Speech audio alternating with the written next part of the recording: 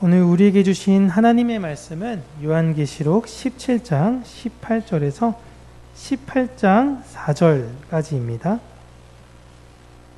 요한계시록 17장 18절에서 18장 4절까지입니다.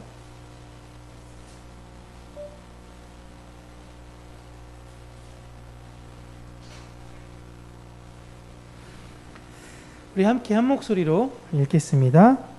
또 내가 본 그 여자는 땅의 왕들을 다스리는 큰 성이라 하더라. 이 일 후에 다른 천사가 하늘에서 내려오는 것을 보니 큰 권세를 가졌는데 그의 영광으로 땅이 환하여지더라.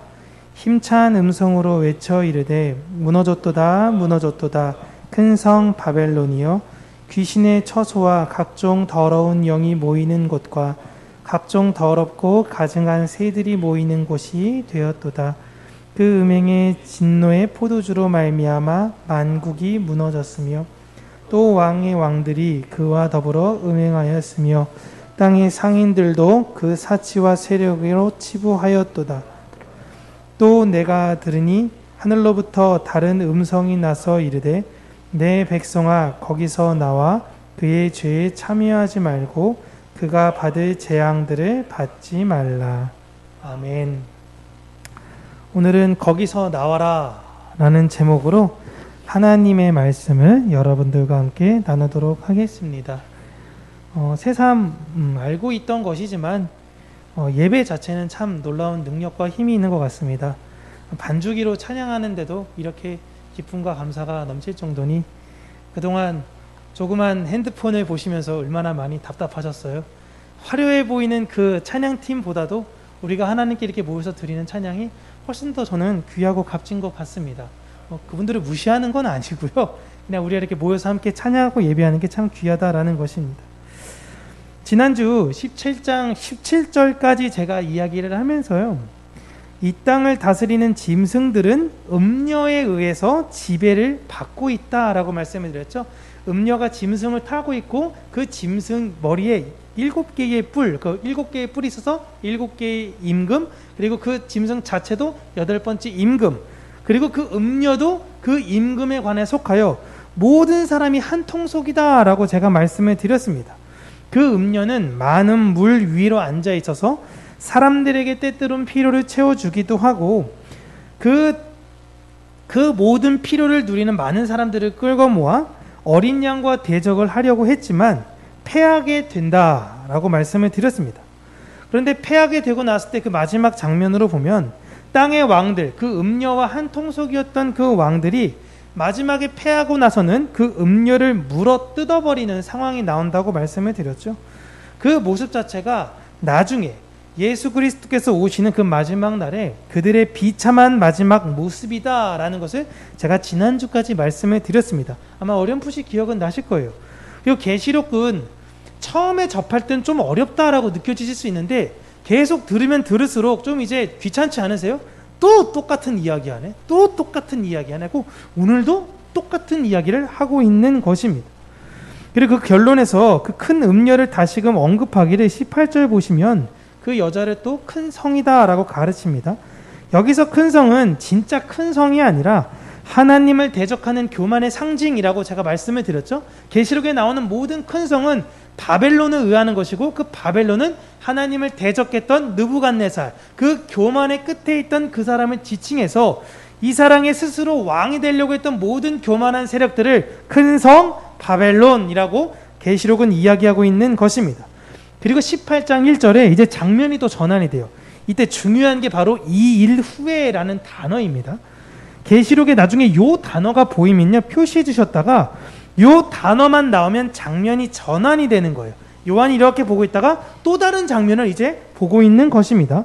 근데 어떤 장면을 보고 있는가라고 이제 보면요, 2절 보시면 2절 우리가 함께 읽어볼까요? 시작.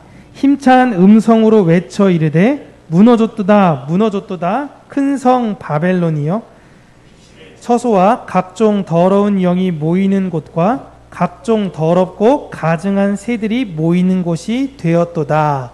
아멘. 지금 요한이 바라보는 건 큰 성 바벨론이 무너지는 것을 지금 보고 있는 것입니다.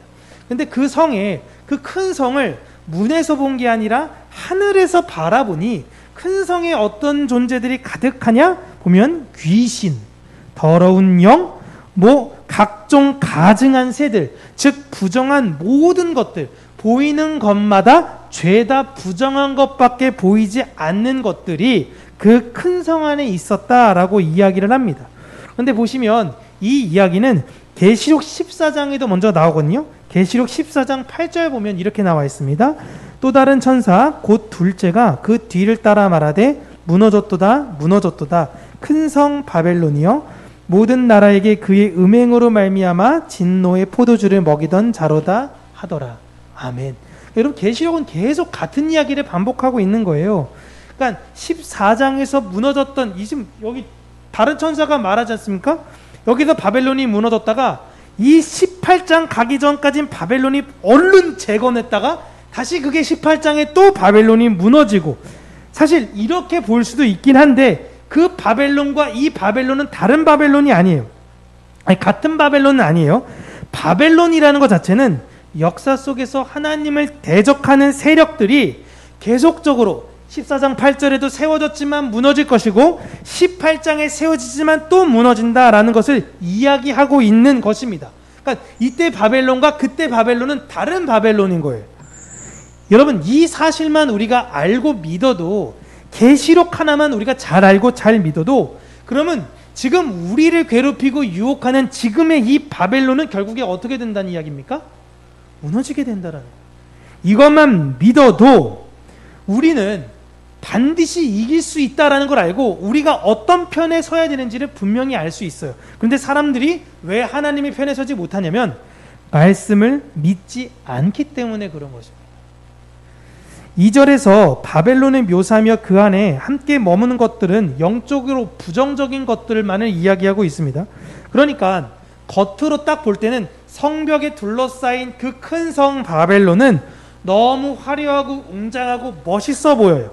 그러나 그 안에는 무엇이 존재하냐면 더럽고 부패한 것만이 가득하다라는 것을 이야기하고 있는 것입니다.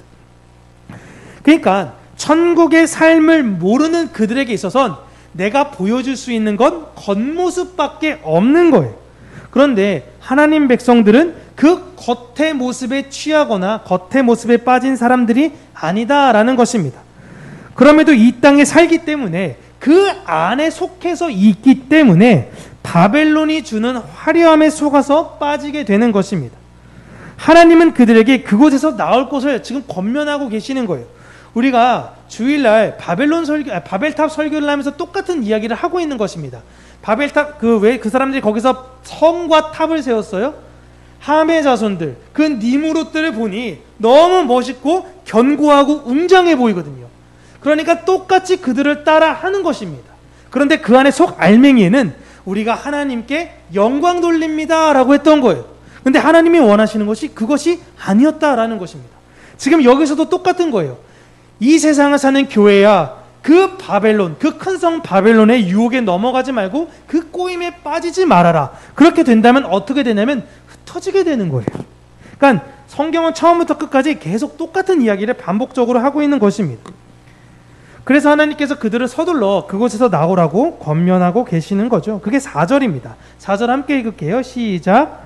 또 내가 들으니 하늘로부터 다른 음성이 나서 이르되 내 백성아 거기서 나와 그의 죄에 참여하지 말고 그가 받을 재앙들을 받지 말라.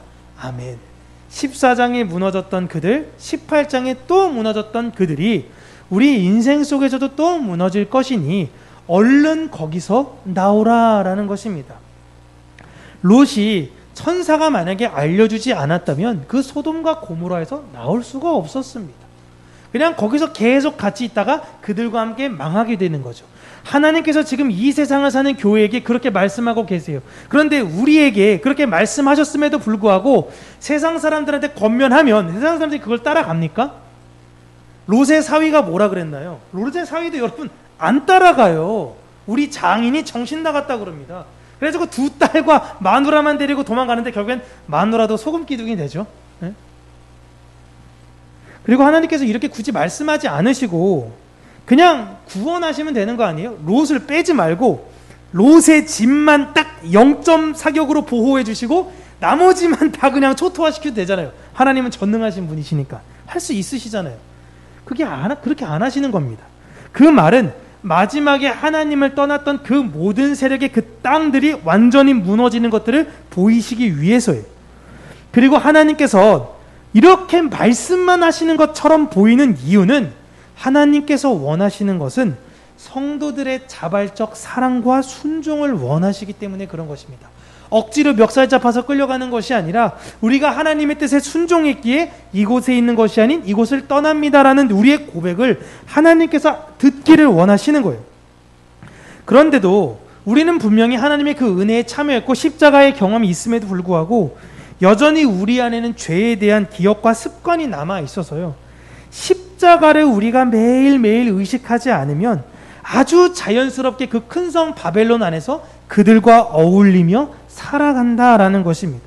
그래서 기도와 말씀, 이걸 세상에선 되게 무시하지만 이걸 계속하지 않으면요, 이렇게 하루하루 우리가 애쓰지 않으면 성도는 침체될 수밖에 없어요. 여러분, 기도와 말씀을 꾸준히 해도요, 무너지는 게 우리의 마음입니다. 그걸 하면 안 무너진다가 아니에요. 그걸 해도 무너지는데 그것까지 하지 않잖아요. 그러면 나중에 계속 시간이 지나서 내 마음이 왜 이렇게 헛헛하지? 내 마음이 왜 이렇게 뭔가 공허하지? 이럴 때 보면요, 그 순간순간에 작은 하나님을 향한 그 기도와 말씀들이 꾸준히 무너져서 어느 순간 그것이 그렇게 드러나게 되는 거예요. 그래서 우리는 지금 아무것도 아닌 것처럼 보이는 아침에 기도하며 하나님께 하루를 늘 감사함으로 살고 말씀과 동행하는 것들, 이것을 의식하면서 살아가야 된다라는 것입니다. 그리고 그 반면 3절에 음료에 넘어간 사람들을 보세요. 3절 보시면 그 음행의 진노의 포도주로 말미암아 만국이 무너졌고 또 땅의 왕들이 그와 더불어 음행하였으며 땅의 상인들도 그 사치의 세력으로 치부하였도다 하더라. 아멘. 여러분, 음료에 넘어간 사람들의 특징을 크게 4가지 이야기하죠. 술, 권력, 음행, 사치라는 것입니다. 이 세상에서 권력을 가진 사람들이 원하는 아주 보편적인 거예요. 전 술이 왜 그렇게 비싼 건진 안 마셔봐서 그런가? 아직도 사실 잘 이해가 되지 않아요.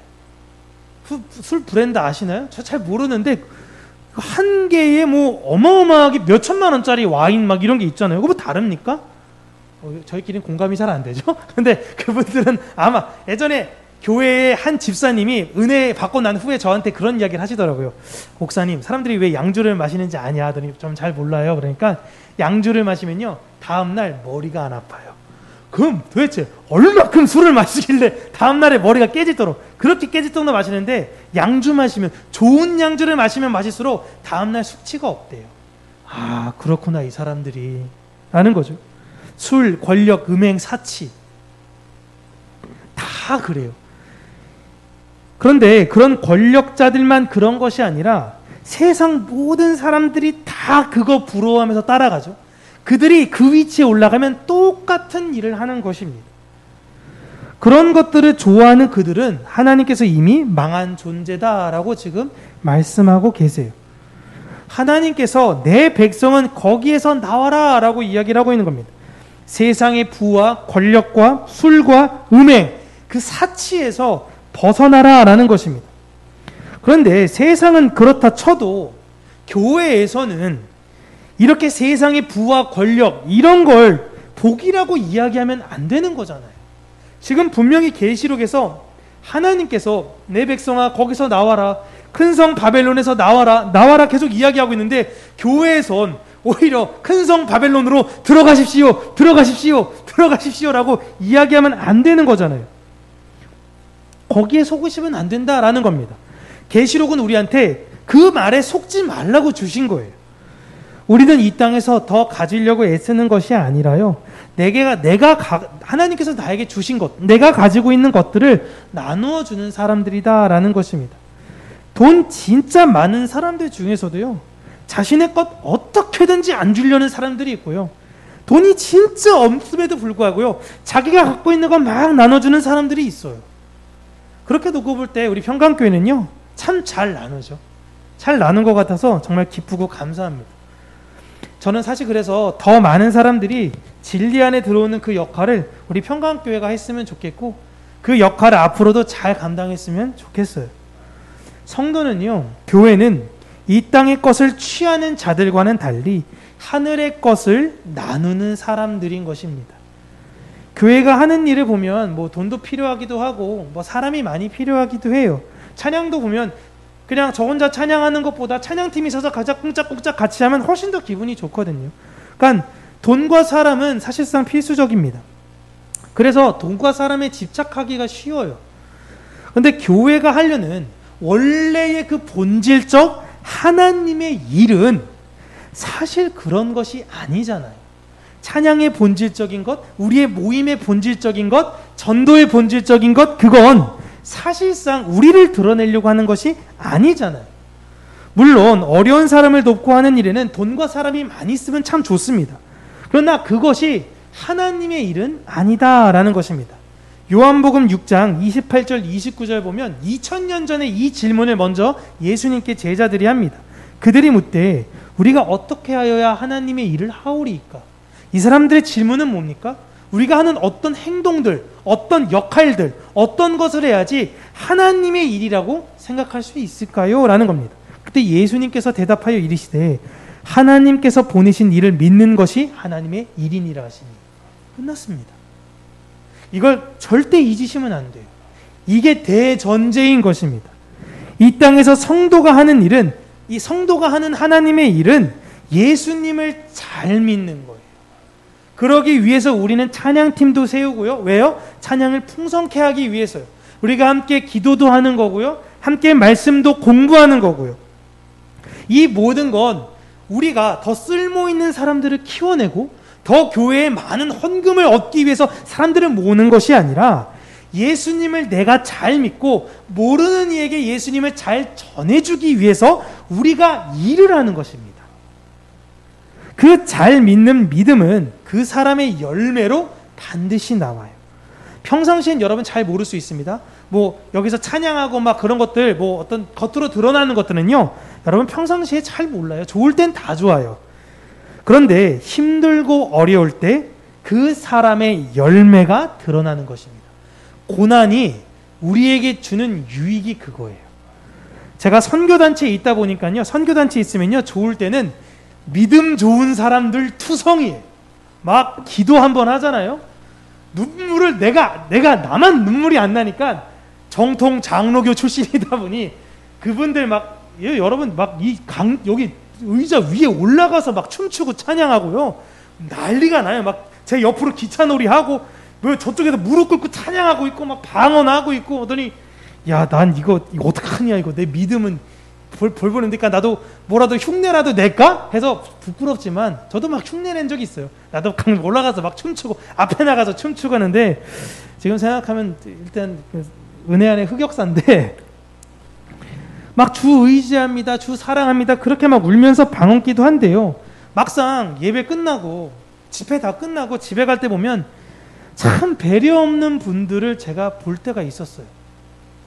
은혜 주여 하다가 집회 끝나면 여러분 수천 명이 막 예배 드리니까 갈 때 통로가 좁잖아요. 그럼 막 누가 밀 수 있지 않습니까? 그러면 아이씨 어떤 자식이야. 지금 주 의지합니다, 사랑합니다 했다가 10분도 안 지났어. 그게 사람의 마음인 거예요. 그런데 어떤 분을 보면은 찬양도 참 잘 못해요. 찬양 시간에 멀뚱멀뚱 있기도 합니다. 기도도 잘 못해. 방언은 고사하고요. 통성 기도도 못해요. 눈 감고 그냥 있고 같이 있고. 그런데 이분들이 이런 분 중에서 어떤 분은 항상 다른 이들을 섬기고 배려하고 도와주는 사람이 있더라라는 것입니다. 겉모습에 속으면 안 되는 거예요. 보이는 건 여러분 그냥 보이는 현상이에요. 보이는 그걸로 그 사람의 믿음을 재단하면 안 된다라는 것입니다. 물론 그런 아름다운 열매를 우리가 칭찬을 해야 되는 것이지만 그런 것에 무시하지 마세요. 저런 거 다 가식이야 이렇게 하는 게 아니라 칭찬하시되 우리가 어려울 때 우리의 진짜 열매가 드러나야 된다라는 것입니다. 하나님은 그 겉모습에 취해 있는 그런 곳에 있는 자녀들을 향해서 거기서 나와라 라고 오늘 이야기하고 있는 것입니다. 겉모습에 취하지 마라, 형식에 매달리지 마라, 그들의 내면에 무엇이 있는지를 봐라. 요한아, 무엇이 보이니? 거짓의 영이요, 귀신이요, 각종 더러운 것들이요.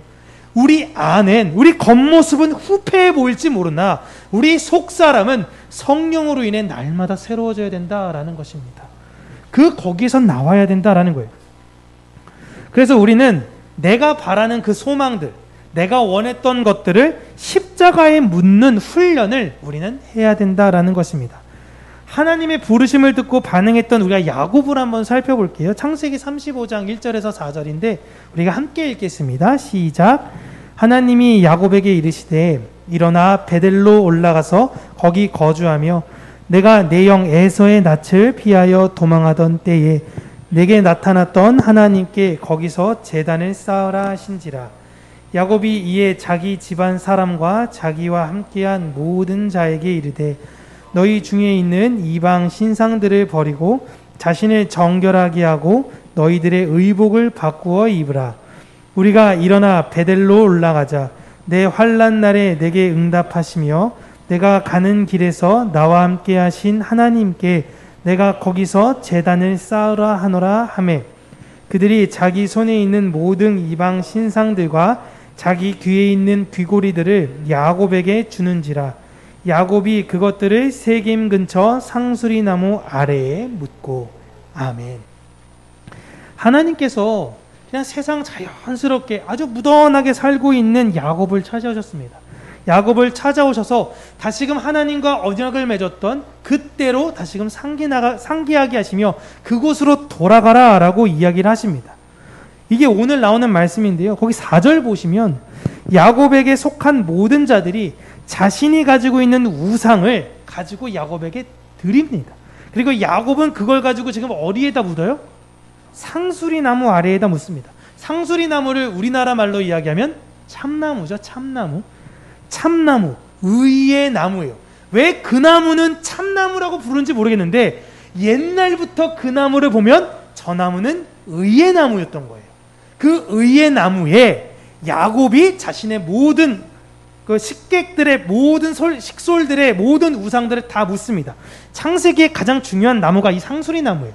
상수리 나무에서 모든 우상들과 자신의 모든 소망들을 항상 다 묻거든요. 우상 숭배를 하지 말라라는 것은 내가 바라는 이 세상의 소망을 가지지 말라라는 것입니다. 여러분, 이때 당시 귀고리 같은 경우에는 지금이야 우리가 멋으로 하는 거지만 저때 당시 귀고리는 우상을 상징하는 겁니다. 이 신은 나와 항상 함께 있고 그 신의 음성을 나는 날마다 듣겠습니다 라는 의미가 귀걸이에요. 그래서 귀걸이에 대해서 화려하게 하지 말고 귀걸이를 하지 말라라고 성경에서 이야기하는 것이고, 그걸 또 몸에 우상이 나와 그 신이 나와 함께 있다고 여기다가 흔히 말해서 이 타투 뭐라 그러죠?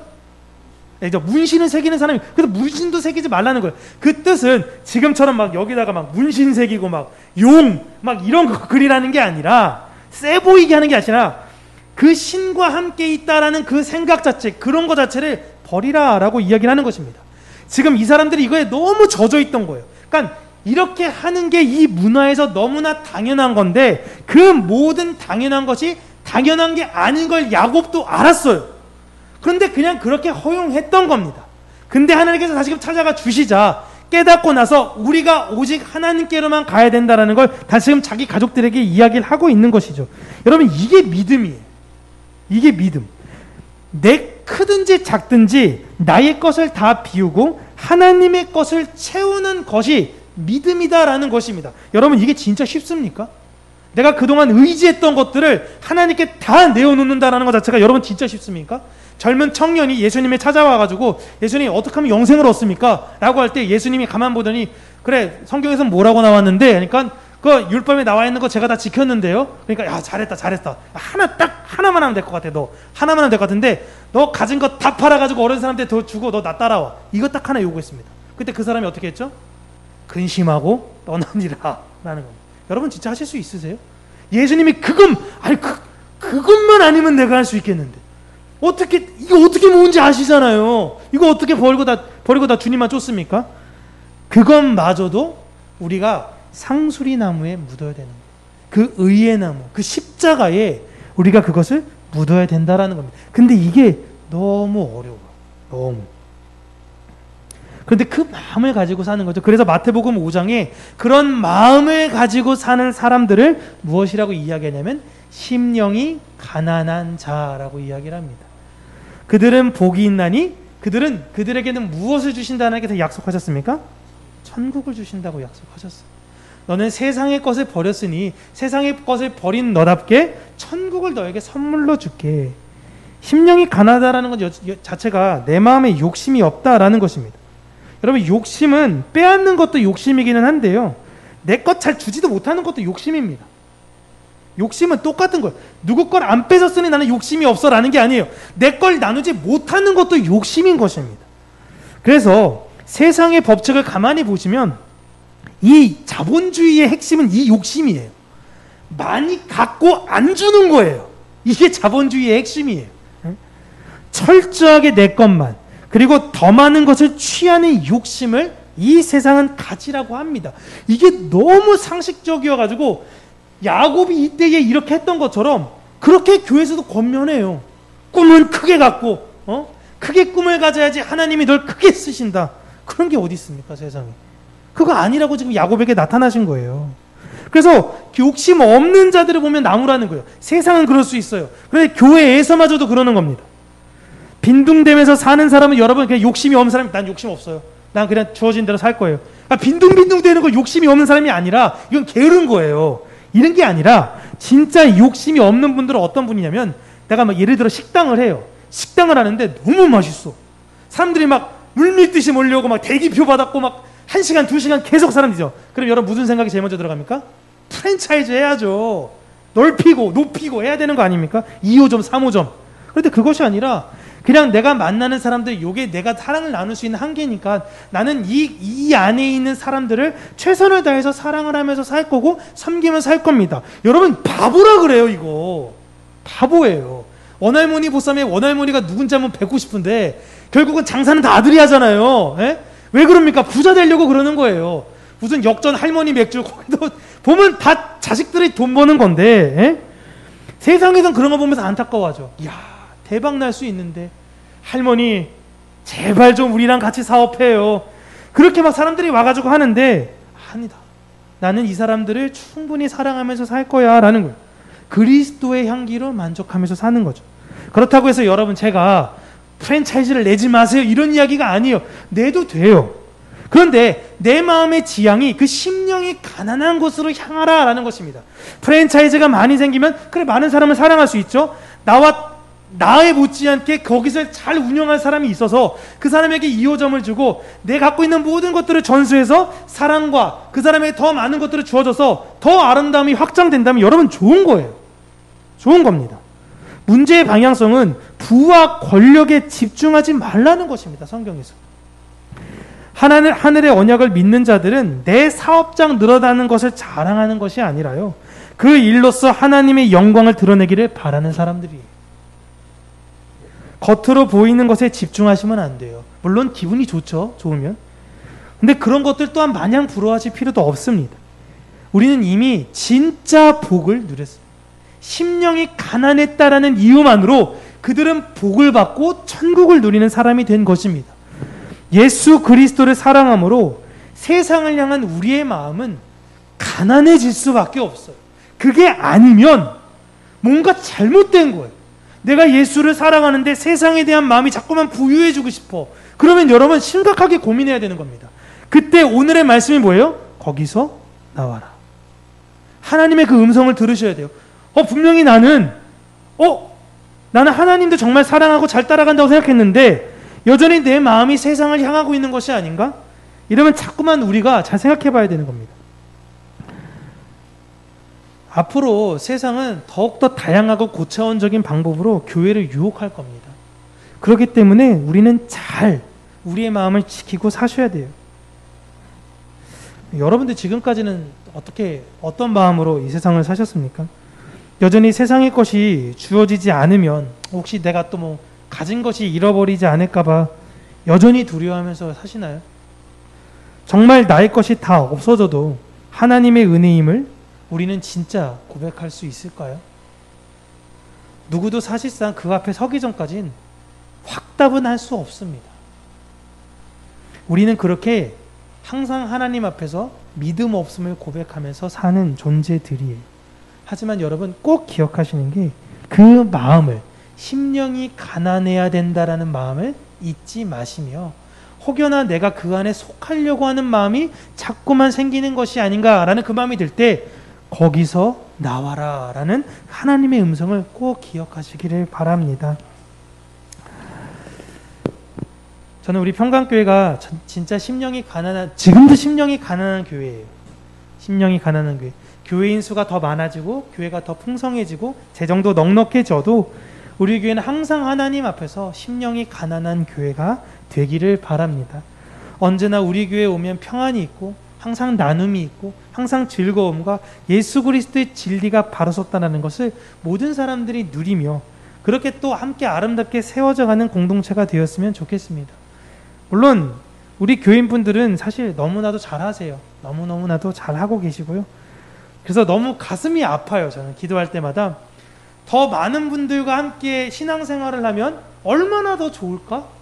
그 기도를 하는데 하나님께서 채워주시겠죠? 믿으십니까?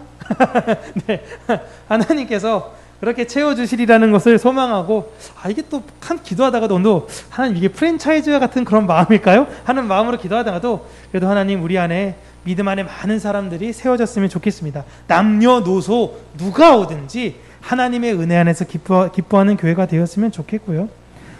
그럼에도 불구하고 난 잘하고 있어, 난 괜찮아, 난 지금까지 좋은 신앙인이야 라는 생각이 있는 것이 아니라 혹시 내가 하나님 더 부족한 건 무엇이 있을까요? 내가 나눌 수 있는 건 무엇이 있을까요?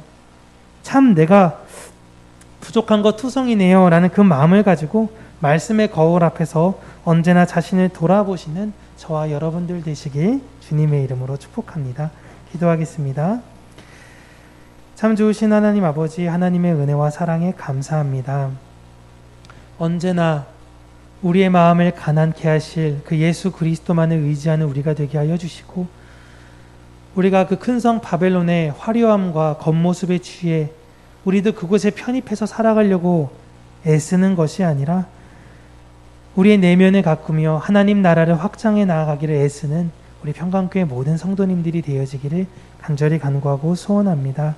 지금 우리가 하나님을 온전히 잘 섬기며 믿음으로 달려가는 것과 같이 하나님 더 많은 사람들이 함께 모여 하나님의 은혜를 나누고 그 진리를 수호하는, 그 진리를 증거하는 교회가 되기를 간절히 간구하고 원하니 하나님의 사랑으로 지금도 흩어져 있는 많은 사람들을 보내시어 우리 교회가 주의 은혜와 사랑 안에서 더욱더 견고한, 더욱더 심령이 가난한, 더욱더 예수만 자랑하는 교회가 되게 하여 주시옵소서.